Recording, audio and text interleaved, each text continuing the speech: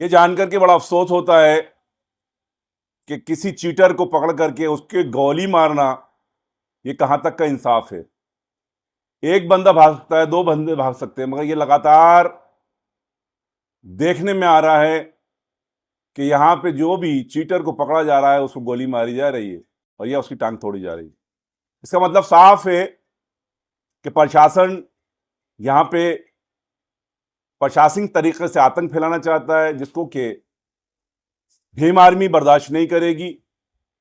Bhim army हमेशा संविधान के साथ खड़ी हुई है, संविधान को मानने वालों के साथ खड़ी हुई है और पुलिस प्रशासन के साथ भी खड़ी हुई है।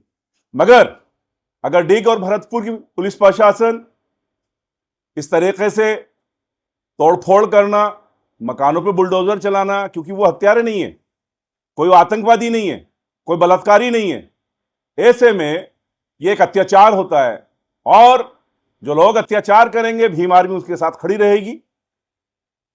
हमारी डिग और भरतपुर जिले की भीम आर्मी एक्टिव हो चुकी है और अगर प्रशासन कोई गलत कार्रवाई करता है तो उनके खिलाफ एहतजाज करेगी भीम आर्मी।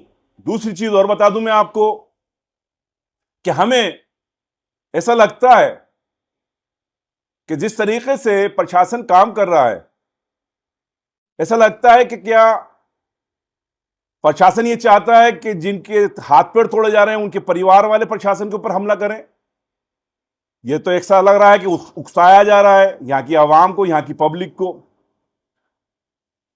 जो कल्प्रिट है, जो चीटर है, आपके पास उसकी इंफॉर्मेशन है, आप उसको गिरफ्तार करिए, उसको पेश करिए, मगर घर पे तोड़फोड़ करना, उसको बिना वारंट के उठाना, ये कहां तक जायज है, हमारे समझ से परे है। हम प्रशासन के साथ हैं।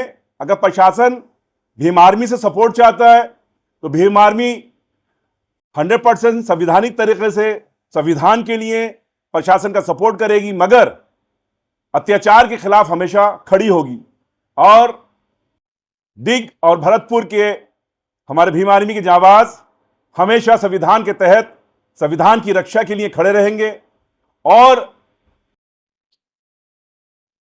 डिग और भरतपुर के लोगों को ऐसा लगता है कि यह गलत हो रहा है, तो मैं लोगों की तरफ से यह डिमांड करता हूं, एज ए भीम आर्मी का कार्यकर्ता होने के नाते, प्रदेश उपाध्यक्ष होने के नाते, कि इस गोलीकांड की सीबीआई जांच हो और जो जिस क्षेत्र में, जिस थाने के अंदर के बाहर गोलीकांड हुआ है, वहां के लोगों को सस्पेंड किया जाए और उनके ऊपर कार्रवाई की जाए, क्योंकि जब तक कि कार्रवाई ना होगी सच्चाई बाहर ना आएगी। लिहाजा हम जितने भी गोलीकांड हुए हैं उनकी सीबीआई जांच चाहते हैं, जिससे दूध का दूध और पानी का पानी हो और लोगों में भय का माहौल खत्म हो।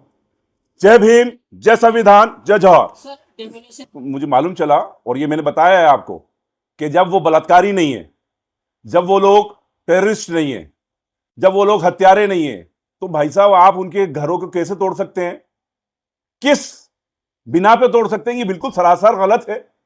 लिहाजा इसकी सीबीआई जांच होना चाहिए और जो लोग ऐसी कार्रवाई करवा रहे हैं उनको इमीडिएटली सस्पेंड किया जाए और उनके ऊपर सीबीआई कार्रवाई करी जाए। ये भीम आर्मी डिमांड करती है। पुलिस कह रही है कि हमें मुठभेड़ इसलिए करनी पड़ी क्योंकि वो बचाव के लिए हमें ये सब करना पड़ रहा है, वो हाँ, अपने सेल्फ डिफेंस के लिए। बड़ा अफसोस की बात है, एक आदमी भाग सकता है, दो आदमी भाग सकते हैं, मगर लगातार ये चीज हो रही है तो इट नॉट पॉसिबल। क्योंकि ऐसी गलत, कोई टेररिस्ट होगा तो वो भागेगा, कोई टेररिस्ट होगा, बलात्कारी होगा, हत्यारा होगा, वो हो सकता है भागे, मगर जो छोटी चोरी करता है वो बार बार भागे, पॉसिबल नहीं है। इसलिए उसकी सीबीआई जांच होना चाहिए। देखिए ऐसा है कि हमारे साथ अतल्ला साहब बैठे हुए हैं, ये भी जुझारू कार्यकर्ता हैं और संविधान के हक के लिए बात करते हैं, संविधानिक तरीके से बात करते हैं, संविधान तरीके से चलने की बात करते हैं, लोगों के हक की बात करते हैं। डिग और भरतपुर के जो मेरे भीम आर्मी के कार्यकर्ता हैं और अतल्ला साहब हैं, अगर ये लोग कहते हैं कि यहां पे आंदोलन होना चाहिए तो यहां पे आंदोलन होगा और संवैधानिक तरीके से आंदोलन होगा और हक की बात होगी। जहां गलत है तो गलत है और जहां सही है तो सही है, क्योंकि भीम आर्मी संविधान के तहत काम करती है और संविधान के लिए काम करती है। लिहाजा हम प्रशासन के साथ है। प्रशासन अगर ये चाहे कि भीम आर्मी उनके साथ कंधे से कंधा मिला के चले तो चलेगी। अतौल्ला साहब हैं, ये भी चलेंगे, हम भी चलेंगे, मगर अत्याचार कतई नहीं होने देंगे। भाई चंद्रशेखर आजाद का भी यही कहना है कि प्रशासन रात दिन एक करता है और शांति से रहें लोग, अमन से रहें लोग, उसके लिए काम करता है। हम प्रशासन को सलूट भी करते हैं, मगर प्रशासन अगर गलत करेगा तो हमें खड़ा होना पड़ेगा, क्योंकि भीम आर्मी कभी भी संविधान विरोधियों के साथ खड़ी नहीं हो पाएगी। जो संविधान के साथ खिलवाड़ करेगा हम उसका विरोध करेंगे।